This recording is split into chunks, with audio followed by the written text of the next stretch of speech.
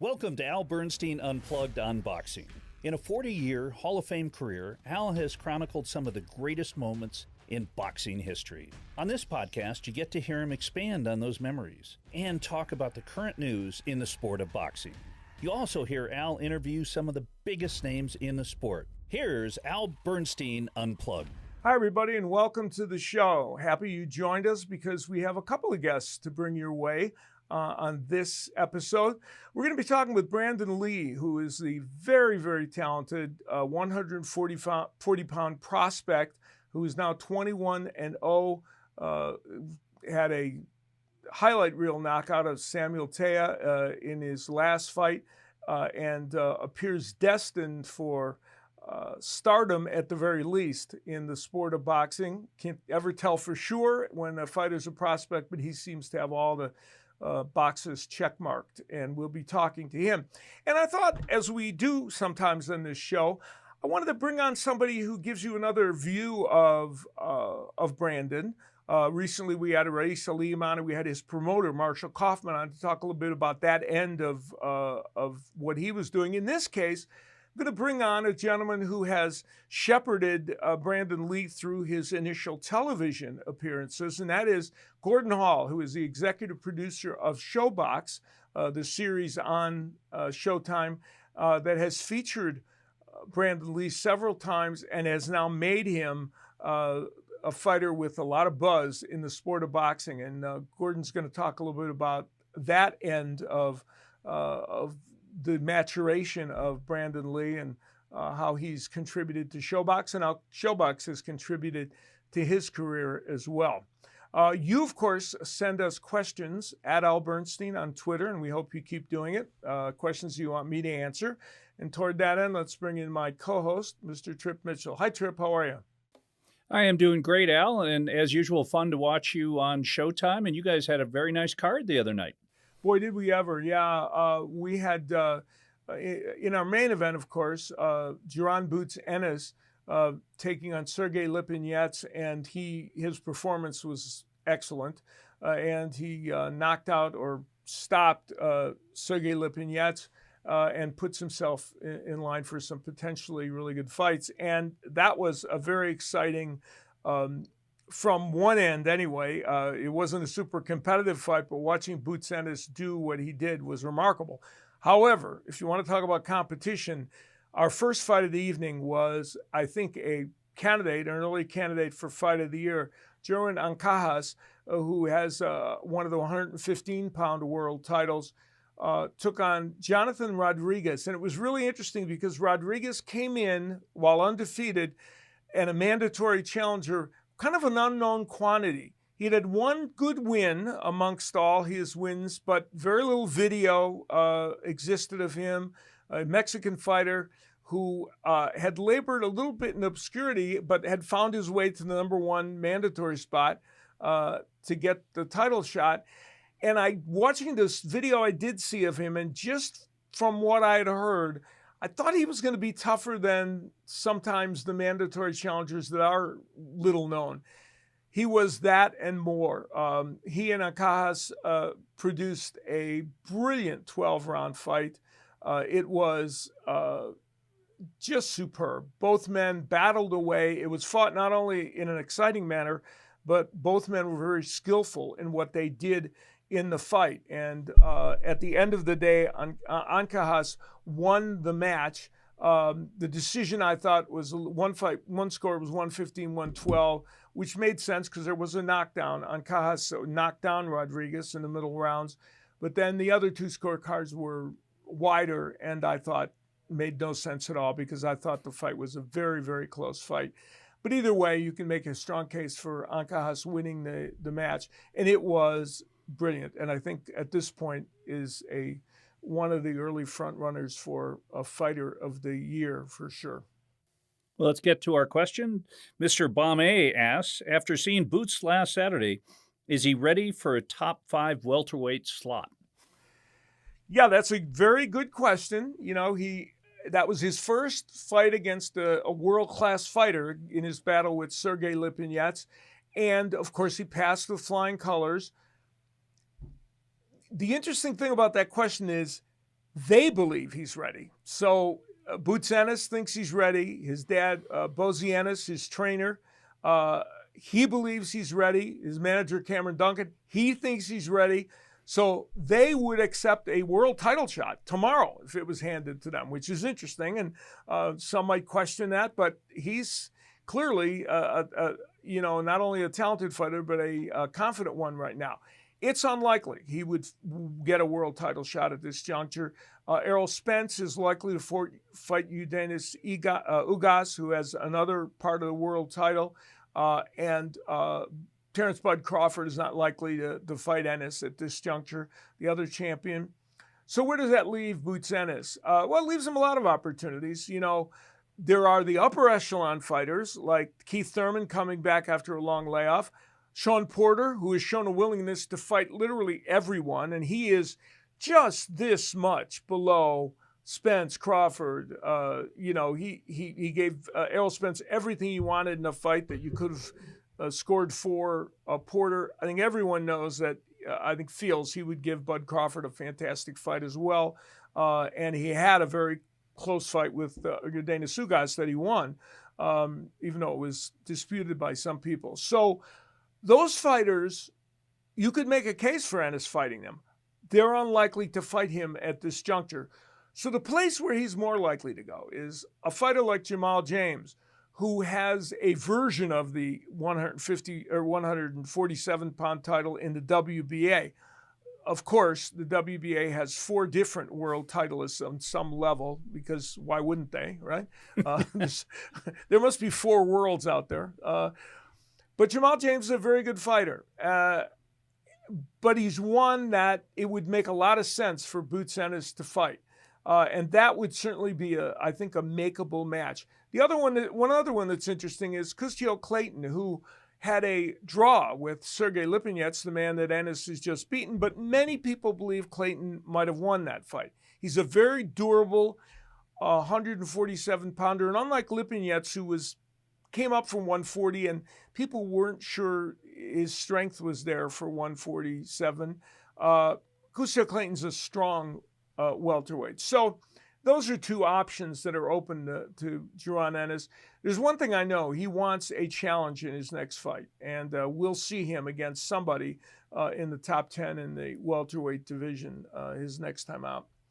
A young man who hopes that pretty soon he can get to face a top junior welterweight at 140 pounds is Brandun Lee. Now, this young man has a remarkable story. He was 181-9 as an amateur, started boxing at 8 and was a phenom. Immediately, they knew he was going to be a very talented boxer, and he's certainly turned out to be that. He is 21-0 as a professional, 19 knockout wins, and the interesting stat about Brandun Lee is he has not lost a fight since 2014 in the Junior Olympics. So he's on a great run, and we had a chance to chat with him. Here's our talk with Brandun Lee. Brandun, you started at such an early age in boxing, 8 or 9 years old, that was there ever a time in your life where you didn't think boxing was going to be the dominant force? No, not at all. It's just when I started boxing, just something that I was passionate for. It was just everything just clicked to me. Of course we had some downfalls, but I just kept going, and everything turned out well.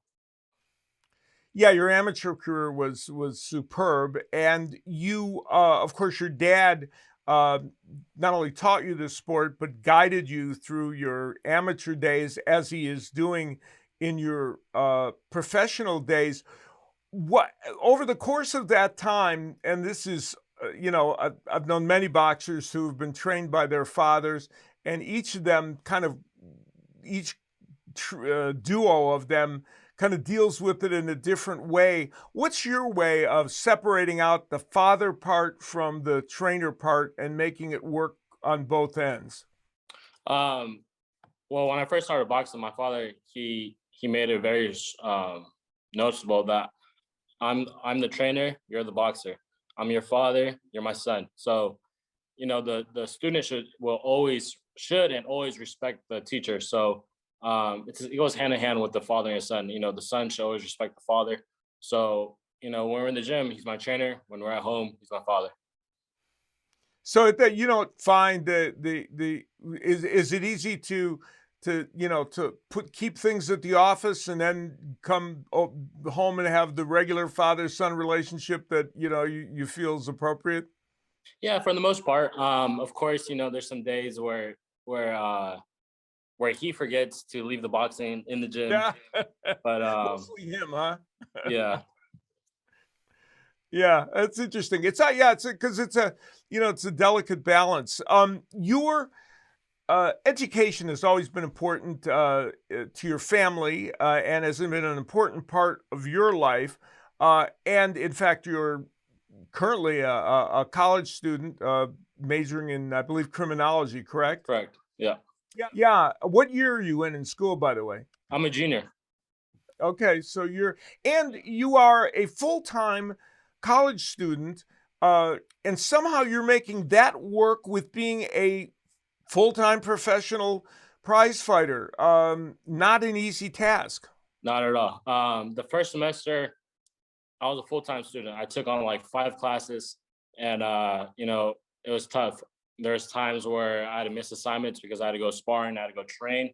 So this semester, I'm only taking one or two. I'm taking 2 classes.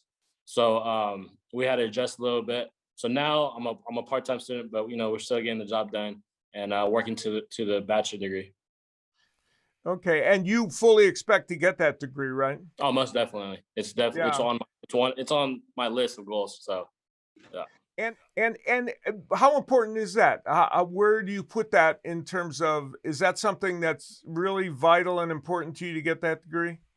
You know, boxing always comes first, everything else comes second, but it is important to me just to make my mom and my dad happy. Okay. Well, we do a lot of that to keep our parents happy, don't we?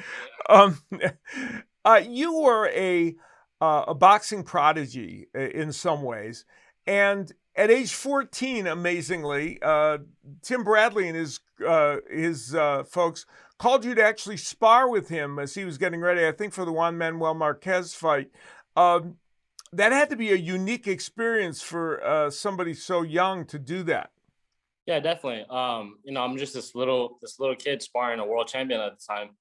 And it was just I know he was working with me, but at the same time, I was like just surprised that, you know, I was tagging him. So for this little kid, 14-year-old to be tagging a world champion, that was shocking to me. And not only that, after we were done sparring, he said, "Hey, get in the ring." And I thought he was gonna show me something. He goes, "Can you show me how you move like that?" I was like, "What?" So yeah, but you know, overall, Tim Bradley is just such a humble, great guy. Yes. He lives down the street from me, so from time to time we see each other, and he's always giving pointers and tips. Yeah, Tim is a great guy, and he's the kind of guy that I would think would be having him nearby and even having him as a resource is probably a great thing for you. You are a very powerful fighter. We know that your knockout ratio is huge, uh, but you also think of yourself as a cerebral fighter, don't you? Yeah, I mean, I could box. When I first started boxing, my father taught me how to box. Not until later on, then I started developing more of a puncher style. But you know, I know how to box. It's just that I haven't had a chance to box. Well, that's true. You haven't. You've been knocking everybody out, and your last knockout of Samuel Teo went viral. That was one of the most stunning knockouts, that we've seen in boxing in recent times, and that kind of garners you even more attention. Of course, you've been fighting on Showtime on the ShoBox series and getting attention as one of the hottest, if not the hottest prospect in boxing. But that knockout in this day and age of social media created the kind of buzz that kind of propels you. What does that mean that your next step is? I know you've talked about maybe wanting to fight for a championship as soon as 2022, but where do you think you're at now in your progression? You know, I'm gonna be 22 this year, so you know, I'm developing. I'm becoming a man. Um, to be honest, if I had to choose, we just got the IBO Intercontinental. I would like to go get the IBO World Title by the end of this year. That's for me personally. But at the end of the day, it's all up to my manager, Cameron Dunn. Yeah, Cameron Duncan's your manager, and of course, you haven't yet. I mean, to be frank, you haven't yet faced that top 10 opposition or somebody that's even nibbling around the top 10. So probably that would be the first step, wouldn't it? Yeah, I suppose. Or we could go straight to it. I'm sparring. These guys I'm sparring. Right. They're either former world champions, or top 10. There's a lot of Uzbekistan's guys out of here, out of the Joel Diaz camp. So I'm working with them today. I just got some rounds in with Omar Figueroa. So okay. I'm getting quality work. So you feel like that experience with those world-class champions and former champions gives you the feeling that you belong in the ring with champions? Most definitely. If I could dominate or be competitive with those guys, I'm sure that I could hold my own with anyone else. Mm-hmm.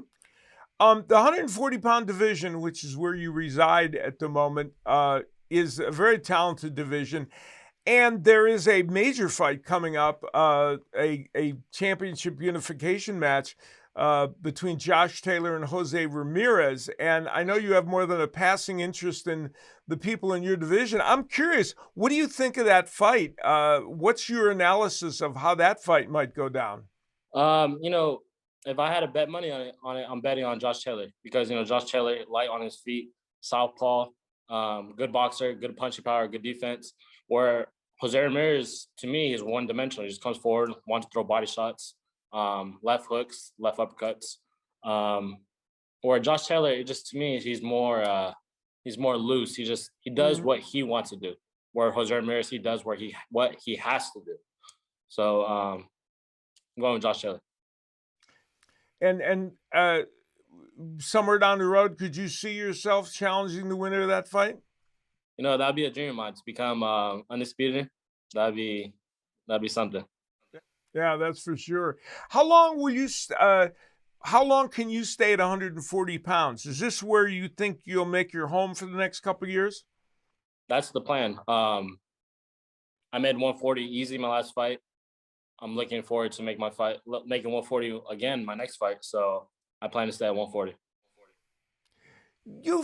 As I mentioned, you've made kind of a real reputation already this early. At this point in your career, and you've been a pro for 4 years. You turned professional early. You decided not to wait to try and go to the Olympics. So you've had a period as a pro, but you're just now stepping into the elite kind of situation. Do you feel like can you feel yourself over these 4 years getting better and better and better as a fighter? Yeah, most definitely.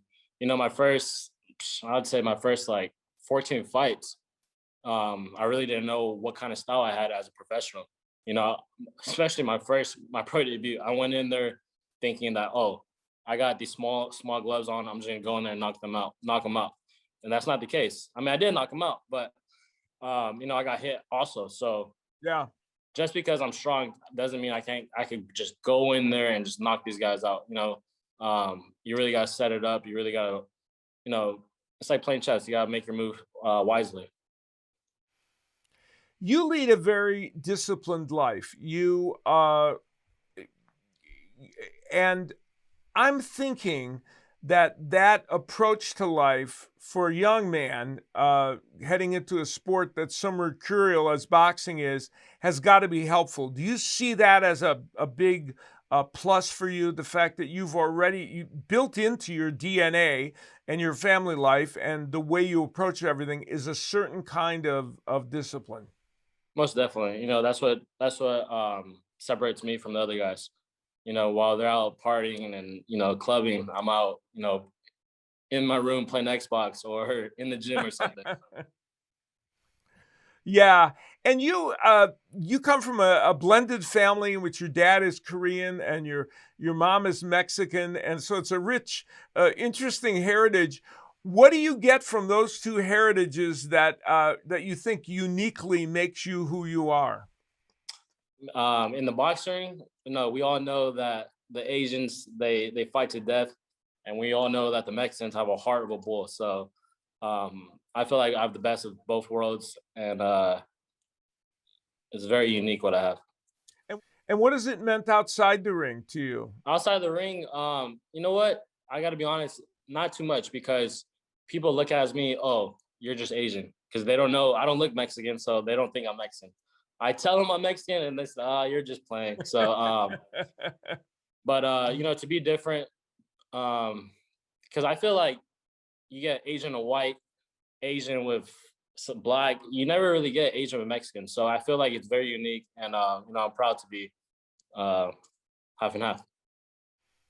Yeah, and your journey at this juncture is one that I think everybody in boxing is really looking at you and with anticipation about what your future brings, which I think is probably a good way of describing the way you're looking at it too, right?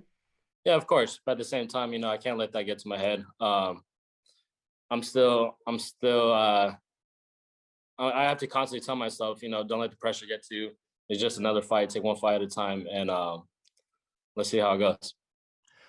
What is next for you? What do you think the next few months will bring? When do you think you'll be back in the ring next? I should be back in the ring June or July. Like I said, by the end of 2021, I'd like to get my hands on the IBO world title.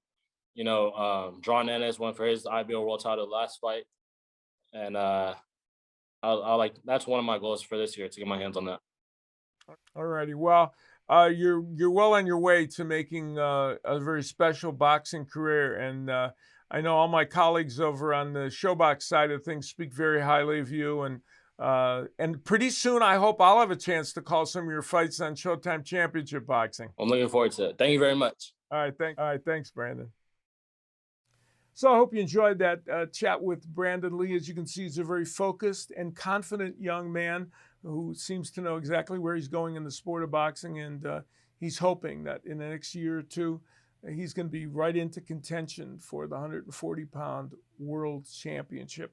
Now, the man who has put him on television in these recent fights and given him a window to the world is the executive producer of ShoBox on Showtime, Gordan Hall. And of course, Gordan, my compatriot at Showtime, who is a man who has done a brilliant job of making the ShoBox series very, very special. Gordan is also a vice president of operations at Showtime and has much broader responsibilities. But one of the things I know he's proudest of is how he has shepherded ShoBox as a tremendous series that has brought us dozens of world champions who used ShoBox as their chance to break into the sport.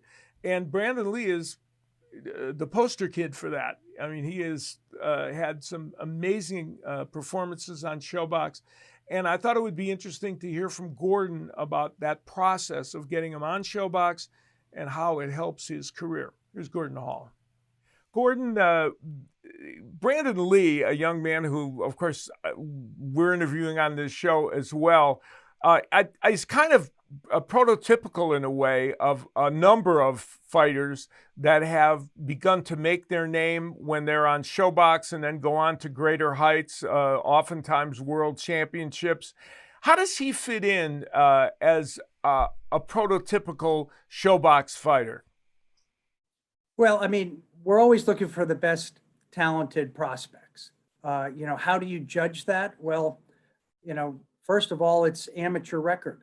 Brandun Lee had 195 amateur fights and maybe 5 losses.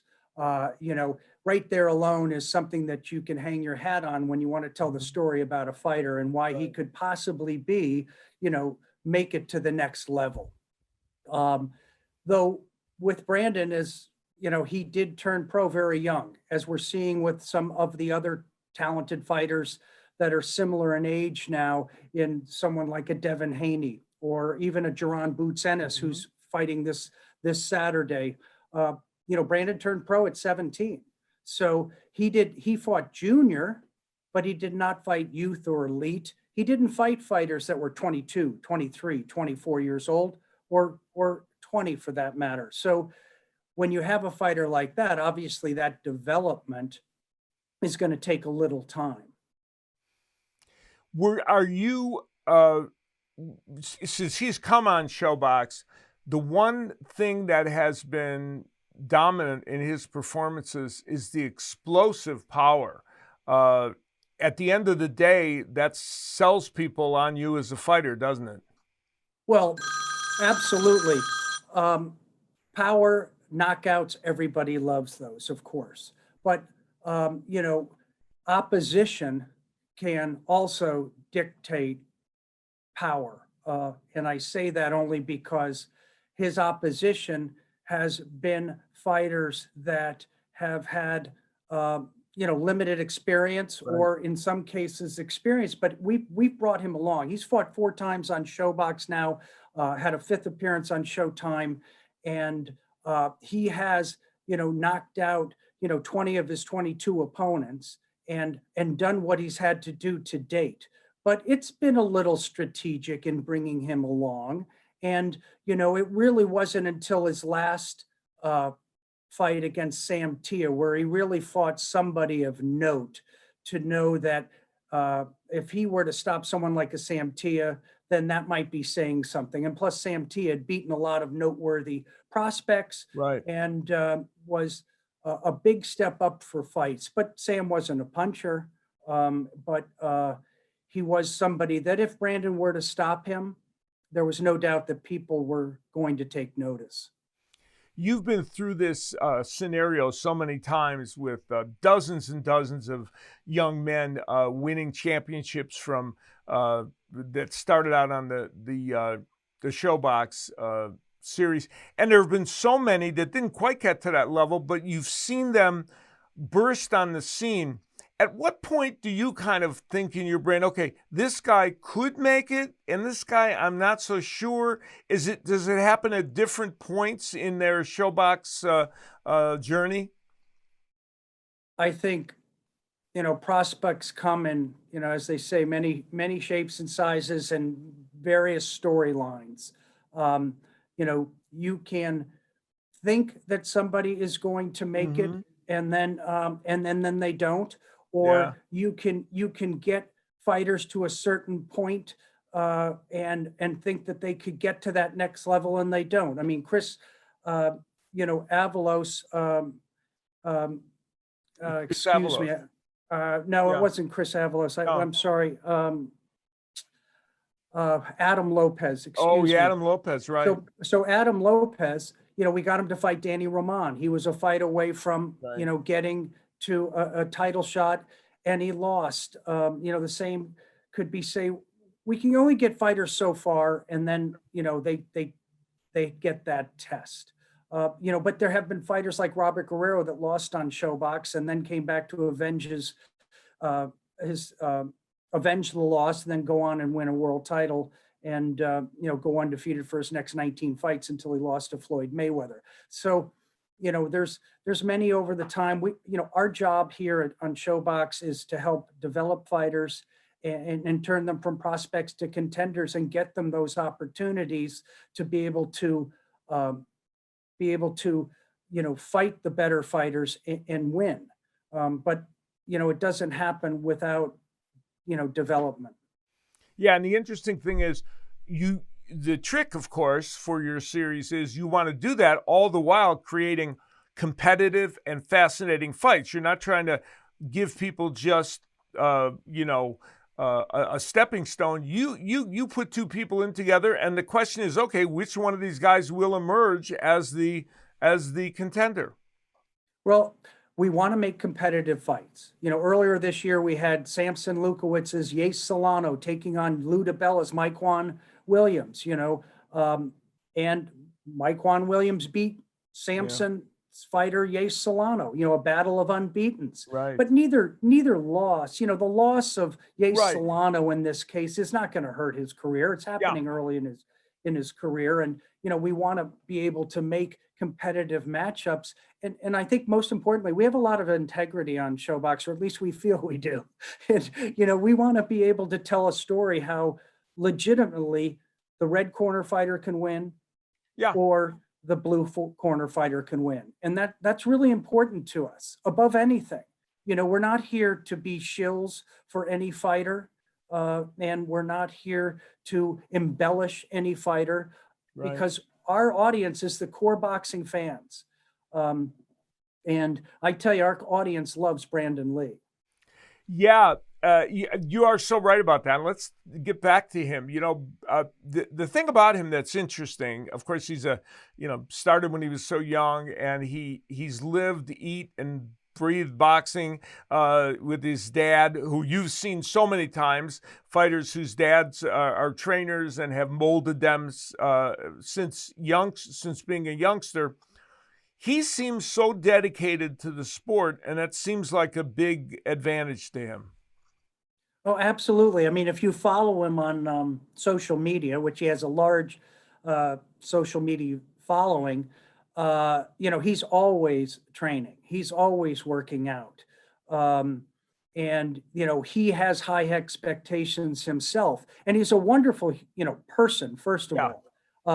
He's articulate. He's well-mannered. He is a college student, has good management. Cameron Duncan has had many champions in the past, and he's not just taking any fighter because he could have them.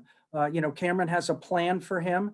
We've had our discussions over matching Brandun, properly and appropriately, throughout his 4 times on ShoBox, and, really happy to have had him have that Sam Tia fight, which really, as I said previously, boosts his, exposure. But I want to see him take that next level. I mean, I'd love to see, and you talk about who could he fight next? Well, maybe a Malik Hawkins.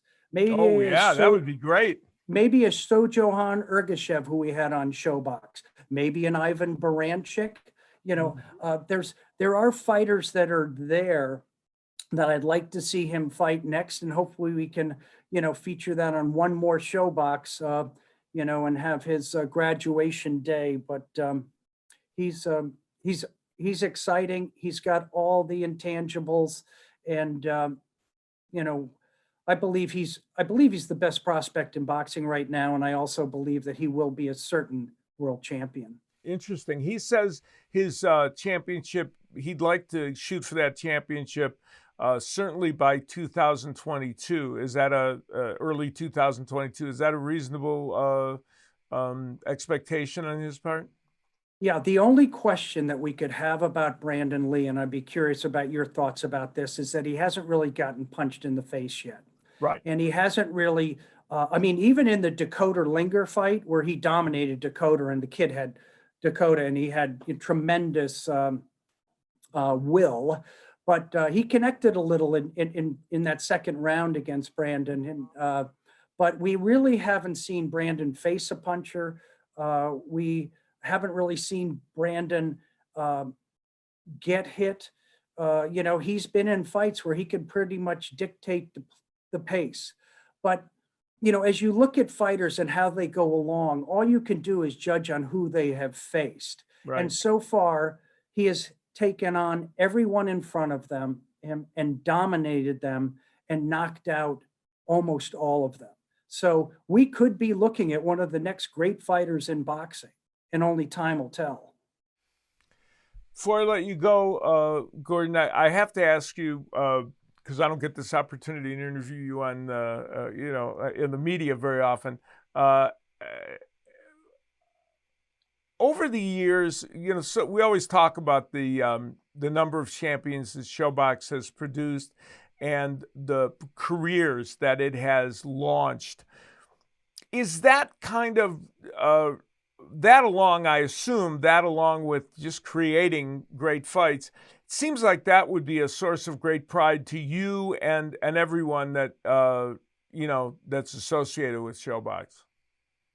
For me, who was here for 10 years, working with Jay Larkin and having the opportunity to come on, to be a part of ShoBox and sort of oversee the fights and become the executive producer and manage it. For me personally, it's extremely rewarding because there's very few things in life that you can really be a big part of. And I feel that ShoBox, I am a bit, it's been a little bit of my baby, so to speak, but it doesn't come without others around me that have been tremendously supportive. Steve Farhood, who's a good friend and colleague. I can't talk enough boxing with him, and I've learned so much from him.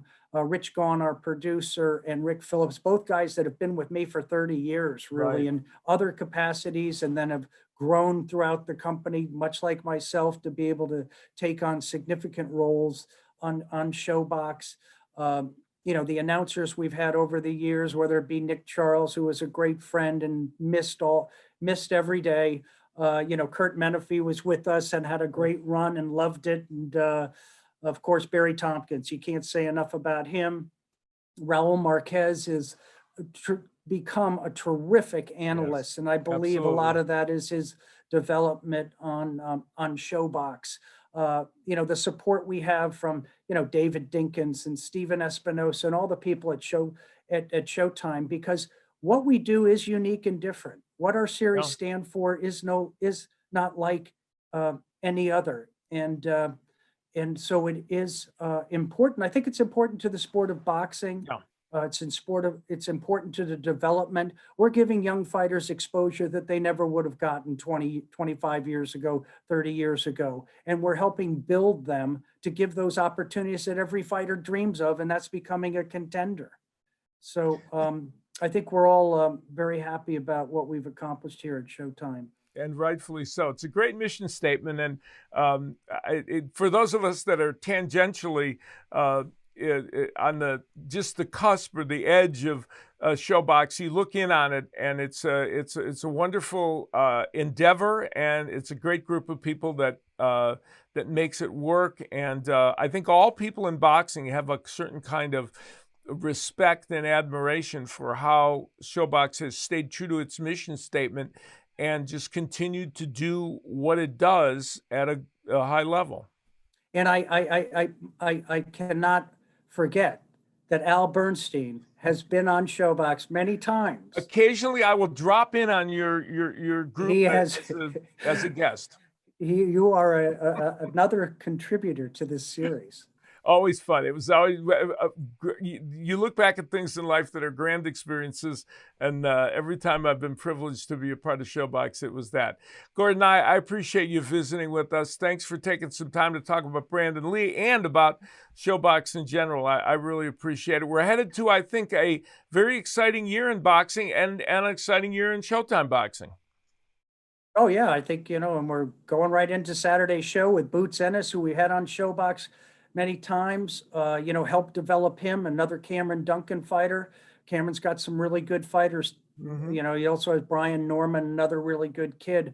But Jerron Boots Ennis, whatever we say about Brandun Lee and all those great things, you can almost just say the same thing about Jerron Boots Ennis. That's for sure. But Saturday is his defining fight so far as a pro. And, we're all really glad to see it. And I know Boots is too. Boots wants this fight. Boots wants to, go to the next level. And I think I look for a late stoppage in that fight with Boots being victorious. But should be interesting. That's for sure. Gordan, thank you so much. Appreciate you doing it. So Gordan Hall, telling you, I think giving you some interesting insights into how it works with a young boxer getting on television, and how that series, the ShoBox series, can be helpful, and how fighters like Brandun Lee help make the ShoBox series something special. So that was intriguing, to be sure. A fighter that was on ShoBox early in his career is someone this next question is about. It is. Joy Deep writes, how much do you attribute Tyson Fury's tremendous height to what he's accomplished? Yeah, it's a very interesting question, and Tyson Fury was on ShoBox. I remember I I did one of my occasional appearances on ShoBox in doing his fight that was from England. I think Richie Powers is the fighter he fought. Tyson Fury, it's hard to separate out the physical attributes he has from his skill set. Now, don't get me wrong. I'm about to tell you how important and beneficial it is for him to be 6'9" and have a reach of 85 inches. This is all a big part of his success, but I don't mean it to denigrate the fact that Tyson Fury knows how to fight. He's got a terrific jab, an excellent straight right hand, and in recent fights has shown us really good body punching and a much improved left hook. So Tyson Fury knows how to fight, but all of it becomes a much more potent brew given the fact that he has that big height and big reach. And that height and reach has helped him in his fights with Vladimir Klitschko when he won the title and against Deontay Wilder in his 2 fights with Wilder. Because he, in the heavyweight division now, you're facing big, tall heavyweights. Wilder's tall. Klitschko was tall. Joshua is tall, Anthony Joshua. So you're going to be facing big, tall heavyweights. And the height that Fury brings, which is just a few inches higher than most everybody else, and that enormous reach helps him control the action. And even though in this last fight against Wilder, he went against type and came on the inside to do a lot of the damage he did, he is aided and abetted greatly by the height and the reach that he has in these fights. I want to mention a friend of ours, Tom Yankello, who has a great site, World Class Boxing channel on YouTube.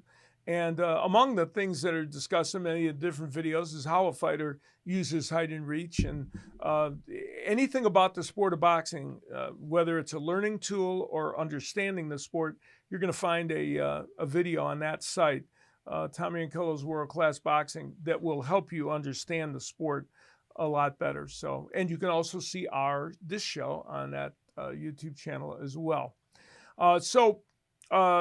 We have Brandun Lee this week, but next week we're going to have his stablemate, Jaron Boots Ennis, who's going to be on the show, and we'll be able to talk to him about his career in boxing. And it's fun, Trip, getting some of these fighters that are just close to stardom, and then we can remember what they were like before they got there.